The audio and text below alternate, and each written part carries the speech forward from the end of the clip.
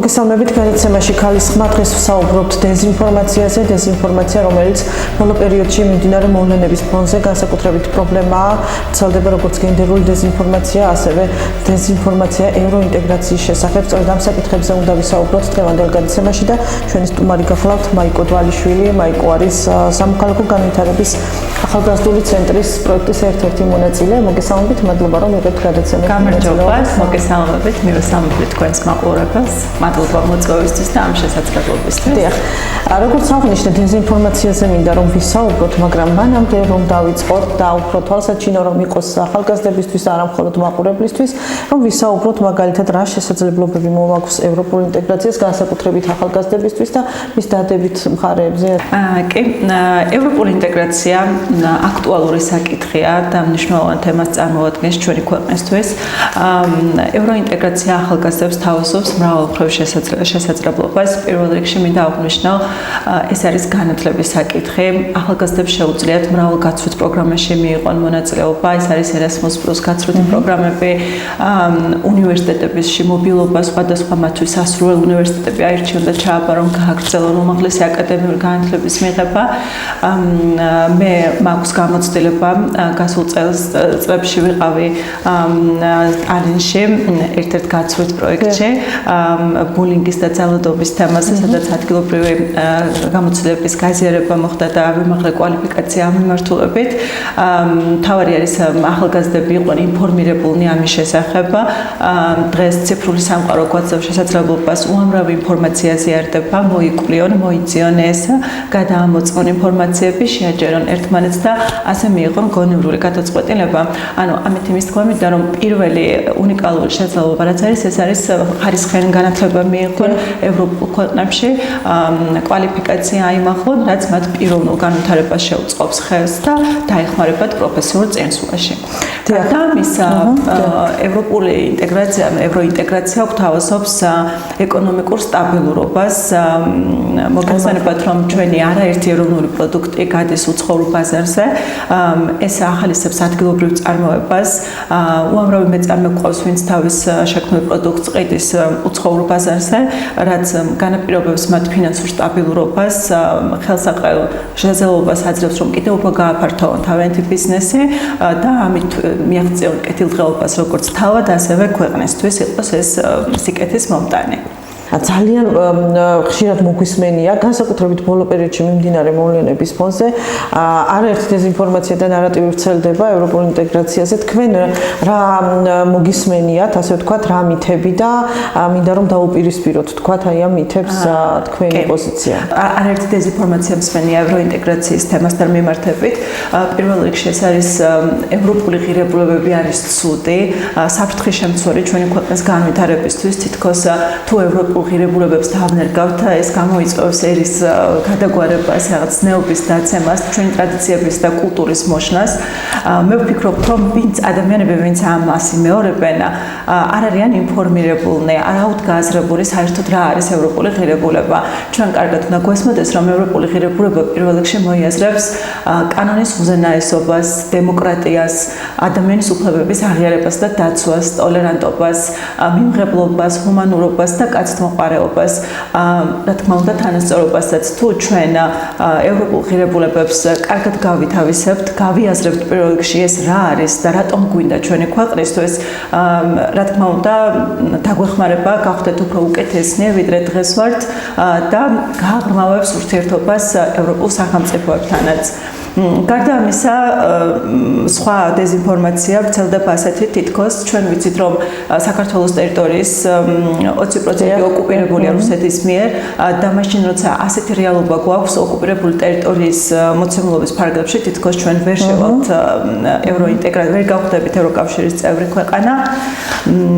შემდეგი დეზინფორმაცია რაც ვრცელდება არის, რომ ეს რელიგიურ საკითხსაც ეხება, კი, რელიგიურ საკითხსაც გამოიწვევს თითქოს ეს ჩვენს რწმენას ეხება.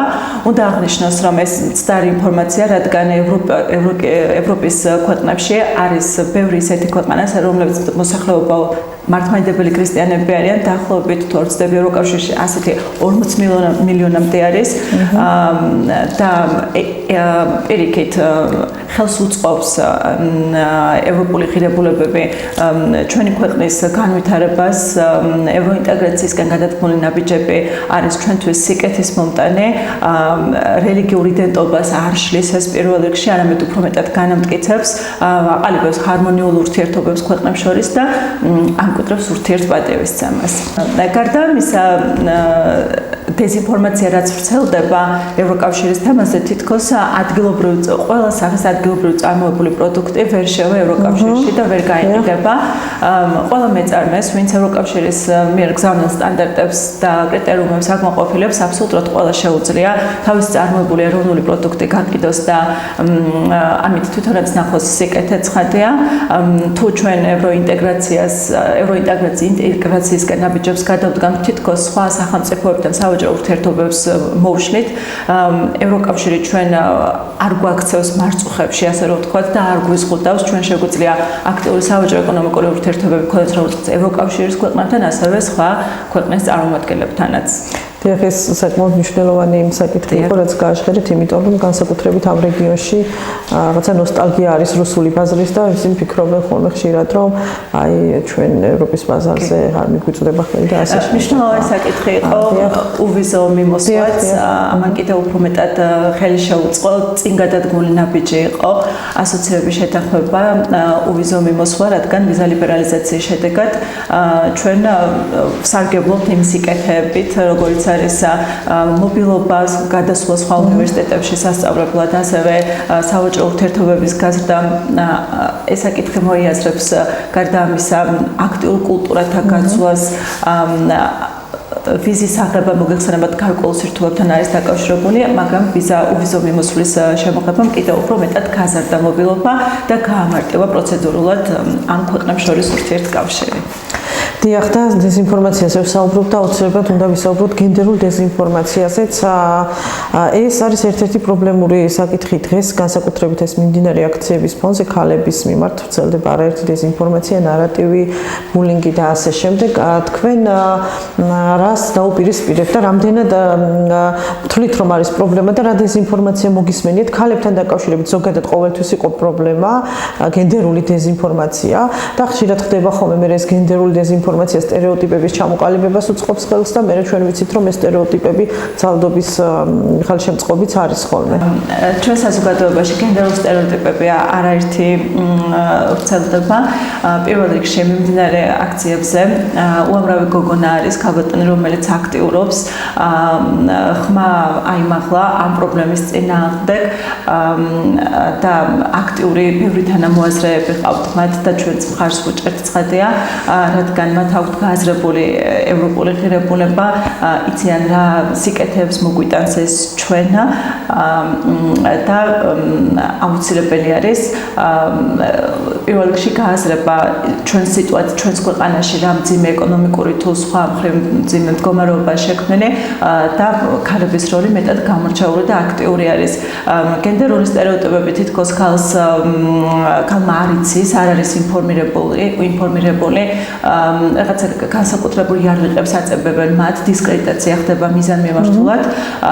ვფიქრობ, ამგვარი მიდგომა კარგს არაფერს არ მოგვიტანს და პირიქით ეს ხელი შემშლელი იქნება როგორც ქალებს, ასევე მამაკაცებსაც და ყველა მოქალაქეს. დიდი მისია გვაკისრია ჩვენ ვიყოთ ჰუმანურები, მეტად კანონმორჩილი ადამიანები, რაც პრინციპში ეს ერთ-ერთი ევროპული ღირებულება და გვეხმარება ევროინტეგრაციისკენ სწრაფვაში. ასევე დეზინფორმაცია ევროინტეგრაციის თემასთან მიმართებით ვრცელდება LGBT თემთან დაკავშირებით, რომ თუ ჩვენ გავხდებით ევროკავშირის წევრი ქვეყანა, ეს ჩვენს ეროვნულ იდენტობას საფრთხე შეუქმნის და თითქოს მასიური პროპაგანდა მოხდება LGBT თემის. ისინი არიან ჩვენ შემდეგნერად უნდა გავეზროთ ეს საკითხი, რომ ისინი არიან ამ საზოგადოების წევრი, ყოველთვის ახალდაც არიან და ყოველთვის იარსებებენ ჩვენ არ უნდა მოვახდინოთ მათი დისკრედიტირება პირიქით ისინიც ამ ქვეყნის ამ სამშობლოს მოქალაქეები არიან და მათი ინტეგრირება უნდა მოხდეს ჩვენ საზოგადოებაში თუმცა ეს არის კავშირში ევროინტეგრაციასთან რომ აი თუ გავხდებით თქვა ევროკავშირის წევრი მაგ შემთხვევაში თუ ჩვენ ევროკავშირის წევრი გავხდებით ყველა ადამიანის ყველა მოწყვლადი ჯგუფის მათ შორის LGBT თემის ეთნიკური უმცირესობების რელიგიური უმცირესობების და ყველა ჯგუფის მეტად მოხდება მათი უფლებების დაცვა და აღიარება ანუ ევროპარკნისო ეს არის პირდაპირ ერთ-ერთი დეზინფორმაცია რაც განისმენია და სწორედ აი ამ საკითხით მანიპულირებენ და ამის საფასურება არის ევროპა ადამიანის ზნეობას არ დაბლა არ წევს პირიქით ეს ხელს უწყობს რომ ადამიანი გახდეს უფრო უკეთესი აძლიერებს ეკონომიკური თვალსაზრისით განათლების კუთხით კულტურული თუ სხვა ღირებულებით ჩვენ ვინარჩუნებთ ჩვენს ეროვნულ თვითმყოფადობას ჩვენი ტრადიციები წესები რომლებიც ამ კულტურის ნაწილია ამას არ ვივიწყებთ ევროკავშირი არის უბრალოდ ის ძლიერი და მძლავრი ძალა რომელიც გვეხმარება ჩვენი მსგავსი განვითარების დონის მყოფ ქვეყნისთვის რომ ხელშემწყობი პირობების შექმნას მრავალმხრივი მიმართულებით იქნება ეს ეკონომიკა, განათლება, კულტურის სფერო, სოციალური საკითხების მოგვარება, გადაჭრა თუ სხვა. გლობალურ სამყაროში იზოლირება ცუდია და ჩვენ მაქსიმალურად გვჭირდება მოკავშირეები და ეს მოკავშირეები აუცილებლად უნდა იყოს ევროკავშირის სახით წარმოდგენილი. დეზინფორმაციაზე ვისაუბრეთ და ამის მინდა გკითხოთ მედია წიგნიერება რამდენად მნიშვნელოვანი არის დეზინფორმაციასთან ბრძოლაში, იმიტომ რომ ძალიან ბევრი არასწორი ინფორმაცია ვრცელდება და საზოგადოებამ არ იცის ხშირად როგორ ამოიცნოს ყალბი ამბავი ნამდვილისგან. დიახ, საინტერესო შეკითხვა არის დეზინფორმაციასთან ბრძოლის ყველაზე დიდი იარაღი არის ცოდნა და განათლება. ჩვენს საზოგადოებაში უნდა ავამაღლოთ მედია წიგნიერების დონე, უნდა გავუზიაროთ ინფორმაცია, როგორ შეძლონ განასხვავონ ყალბი და ნამდვილი ამბავი. ციფრულ თანამედროვე ტექნოლოგიების ეპოქაში უამრავი რესურსი არსებობს იმისთვის, რომ მოქალაქეება შეძლონ გადამოწმება ინფორმაციის პირველ რიგში, არ ენდონ ბრმა და მედია გზავნილს. მე ვარ სამოქალაქო განათლების მასწავლებელი და აღნიშნული საკითხები პირდაპირ ინტეგრირებულია ეროვნულ სასწავლო გეგმაში. ჩვენ ვცდილობთ ადრეული ასაკიდანვე გავუზიაროთ მოსწავლეებს ეს ცოდნა, გაიგონ პირველ რიგში რა არის მედია წიგნიერება, რაში დაეხმარება ეს მათ, რას იკეთებს მოუტანს, რას მოიცავს საერთოდ ეს საკითხი და რატომ არის ასე კრიტიკულად მნიშვნელოვანი ამის ცოდნა. დეზინფორმაციის და პროპაგანდის წინააღმდეგ ყველაზე მნიშვნელოვანი არის რომ ჩვენ ვიყოთ უფრო მეტად განათლებული, უფრო მეტად კრიტიკულად მოაზროვნე, ობიექტურად შევძროთ ინფორმაციების შეფასება, არ ვენდოთ მხოლოდ ერთ წყაროს და მნიშვნელოვანია მოვიძიოთ ის სანდო მიუკერძოებელი წყაროები, რაც სიმართლეს შეესაბამება. დიახ, და რაც შეეხება თქვათ უფრო მოწყვლად კატეგორიას, მაგალითად უფროსი ასაკის წარმომადგენლებს, რომლებსაც ნაკლებად მიუწვდებათ ინტერნეტთან ხელი, თქვენ ახსენეთ ხომ სკოლაში ადრეული ასაკიდან ეს მნიშვნელოვანი არის. თითოეული ჩვენთაგანის როლი რა არის ამ შემთხვევაში, რომ ვესაუბროთ ამ ადამიანებსაც, ისინი ვინც პროპაგანდისტული არხების და წყაროების საშუალებით იღებენ მცდარ ინფორმაციას. დიახ, კი, ცოტა უფროსი ასაკობრივი კატეგორია ნამდვილად პრობლემურ საკითხს წარმოადგენს, განსაკუთრებით პრობლემურია რეგიონში მცხოვრები ადამიანებისთვის, რადგან ნაკლებად ხელმისაწვდომი ინფორმაციები აქვთ მათ. ვფიქრობ, ადგილობრივმა ორგანიზაციებმა უნდა გააძლიერონ, ხელი შეუწყონ მათ ცოდნის ამაღლებას პირველ რიგში, შესთავაზონ რაღაც მრავალმხრივი საგანმანათლებლო პროგრამები, მიაწოდონ რესურსები, აქტიურად ჩართონ სხვა პროგრამებში, რაც კრიტიკულად მნიშვნელოვანია და ვფიქრობ, რაღაც დონეზე გარკვეულ წინსვლას და აი რაც შეეხება დამოუკიდებელ მედიას, მისი როლი რამდენად არის მნიშვნელოვანი ჩვენ ბოდიში ეს გაზეთი გამომშვით ქალის ხმა კატო მიქელაძის გაზეთის ანალოგი და სწორედ ვარიგებთ იქ სადაც ინტერნეტზე არ მიუწვდებათ ხელი და ვცდილობთ რომ ესე დეზინფორმაციას ვებრძოლოთ ჩვენ ეს გადაცემაც მას ემსახურება ადგილობრივ დონეზე უნდა მოხდეს ეს საინტერესო არის ნამდვილად და მიუხედავად იმისა რომ დღეს სოციალური მედია ძალიან პოპულარულია და უფრო მეტი მომხმარებელი ჰყავს ვფიქრობ მაინც დარჩნენ საზოგადოებაში ესეთი ადამიანები განსაკუთრებით ასაკოვანი ჯგუფი რომლებიც აქტიური მომხმარებლები არიან და კითხულობენ გაზეთებსაც დიახ ნამდვილად რაც აღნიშნეთ ეგ არის ერთ-ერთი გზა შესაძლებლობა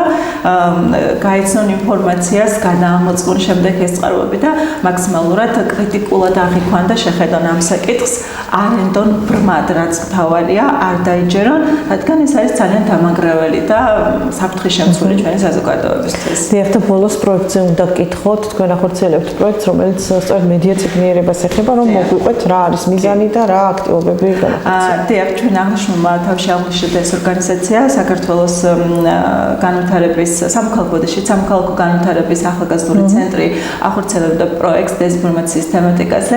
ეს რამდენიმე ეტაპს მოიცავდა. პირველ რიგში გავიარეთ ტრენინგები, როგორც ტრენერები მოხდა ჩვენი გადამზადება თბილისში. შემდეგ 11-15 მარტის რიცხვებში წავედით ესტონეთში, ბოდიშით ლიტვაში, ქალაქ ვილნიუსში. იქ ჰქონდა საინტერესო შეხვედრები ადგილობრივი ორგანიზაციის წარმომადგენლებთან. საინტერესო იყო მათი გამოცდილების გაზიარება და შემდეგ ამჟამად უკვე ხორციელდება ტრენინგები, ტარდება რუსთავში და გორში. საინტერესო გამოცდილება მივიღეთ ნამდვილად, მათაც აწუხებთ მსგავსი რამ, მათაც იმ ქვეყნებშიც არის რუსული პროპაგანდა მცავად ზინვარებს და მადლობა კიდევ ერთხელ ამ ორგანიზაციას ასეთი შესაძლებლობისთვის. ჩვენ ახალგაზრდები ვიყავით ჯამში 16 ადამიანი და ნამდვილად საინტერესო და მრავალისმომცველი იყო ინფორმაციული თვალსაზრისით. მადლობა, გისურვებთ წარმატებებს. მაიკო დვალიშვილი, სამოქალაქო განვითარების ახალგაზრდული ცენტრის წარმომადგენელი იყო ჩვენი გადაცემის სტუმარი. გადაცემა ქალისხმა გემშვიდობებად ნახვამდის.